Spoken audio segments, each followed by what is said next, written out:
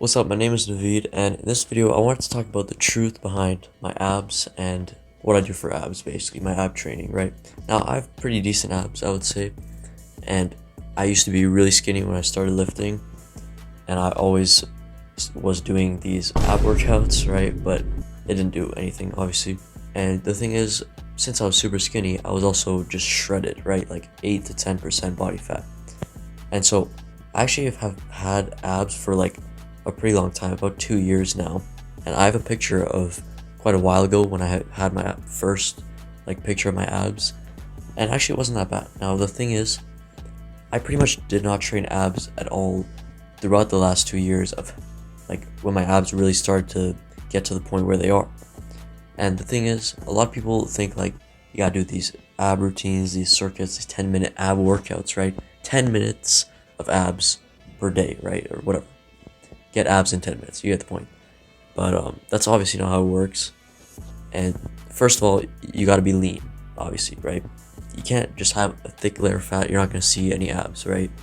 So you might want to do a mini cut or something if you are above a certain body fat percentage. But there's the training component as well. Now I did recently start doing direct ab work, which I think is good. Although like most of my ab training actually comes from compound movements, just working out in general, right? Because when you're doing compound movements, you're involving your core to stabilize, and that sort of like trains them a bit, right? And so pretty much just from doing like free weight movements, like I didn't do like a ton of machines. If you pretty much only do machines or stuff where you don't have to stabilize a ton, then you might not get the same benefit. But if you are doing a lot of things, like I love deadlifts, squats, like any free weight movement, standing, overhead press, stuff like that, it's gonna train your core to stabilize. And I think that really helped with my development. But also another thing is just direct ab work, right? I only really train abs once a week, and like I said, I'm sort of like genetically gifted in this area, and you might want to train it a little bit more. But overall, I would say like if you're working out with compound movements, that's the thing that some people don't understand. Like some people think you have to do direct ab work and get lean. Like obviously you have to get lean, but some people think you have to do these like super intense, complicated like ab circuits or whatever to like see your abs, and they just can't understand how like doing a deadlift would help your abs. But it's just because you're under such a heavy load, like your core is having to stabilize and brace, right? Even your obliques, like just your entire core, right? Now for my ab training, my direct ab work, I do basically just like some dragonflies, some crunches, and then some side plank raises. But to be real, I skip those like every time. I hate those. But yeah, I mean, that's kind of it. And direct ab training will help make your abs more visible, like at a higher body fat as well. So since I've been bulking, I've really noticed like no change in my abs in terms of their appearance. Maybe like a little bit at the start once because I was like basically starving, like basically just 8% body fat when I started, right?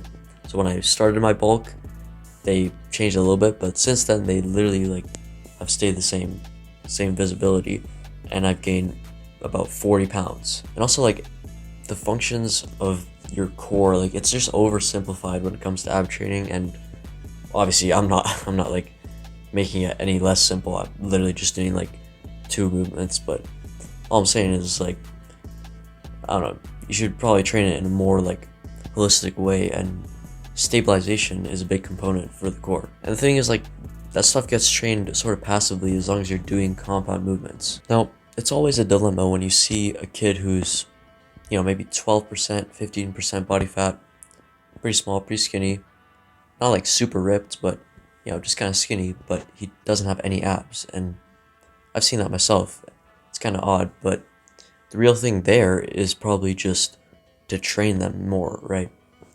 And direct ab work versus like compounds, I mean, if you really care, I think direct would probably be better. But at the same time, like the compound stuff, that'll just get it too passively. And at the end of the day, I think it's good to do both direct and through compound movements. I mean, overall, you should be doing compound movements just to stabilize like overall, but your core is a major component in that. So basically, just get lean enough and don't train sitting down during every exercise on machines. Like, sure, man, I get it. You love your freaking like hack squat leg press thing machine, and you hate squats, but like, come on, like there's a lot of value in doing those movements. And the thing is, people say those are dangerous, but the thing is, if you do it correctly, then it's not like machines are easier because they lock you in and there's a more consistent form. But with compounds, it's like it's a bit harder to learn, like to do with good form, and a lot easier to mess up, right?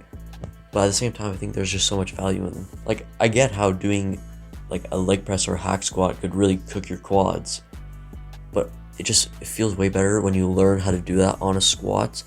Learn to really get those foot contacts, medial part of the heel, first metatarsal head, you know what I'm saying? I mean, that's a whole nother discussion on biomechanics and stuff, but basically, if you just like work out, you'll probably have abs sooner or later. See you.